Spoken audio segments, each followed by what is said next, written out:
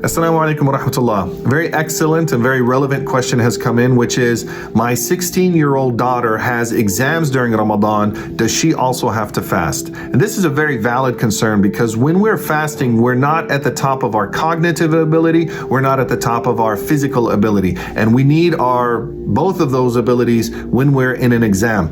And fasting could affect that. The reality is, though, according to the Quran, Allah subhanahu wa ta'ala only gave us two situations where we're allowed to break our fast: if we're sick or if we're traveling. And so barring those two, if a person just has an exam, they're not sick, they're not on a trip, they can't break their fast.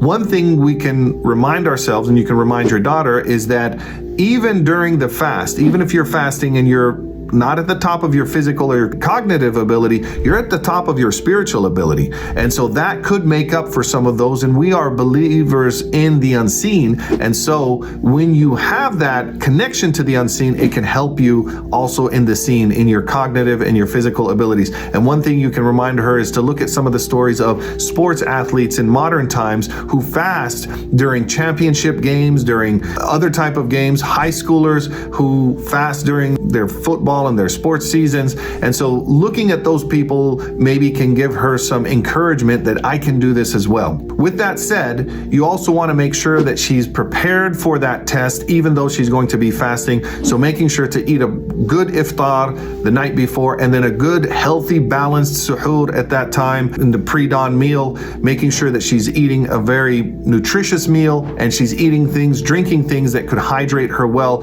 so that it gives her a little bit more energy than just going in fasting with little suhoor and little iftar. So making sure to hydrate throughout the night, and then also to eat at least two of those good meals at iftar and also suhoor. And one last thing I'll mention is that even a woman who's pregnant and the life of another human being is dependent on her, she cannot break her fast unless the doctors say that it's actually harming her children. And many doctors will show women ways that they can fast and keep the baby healthy as long as they're eating properly throughout the night and hydrating properly throughout the night. And one recommendation is at least 2 liters of water dispersed throughout the night to keep the body hydrated. May Allah bless you and bless your family and give her tawfiq to have the best results in this life and in the next life.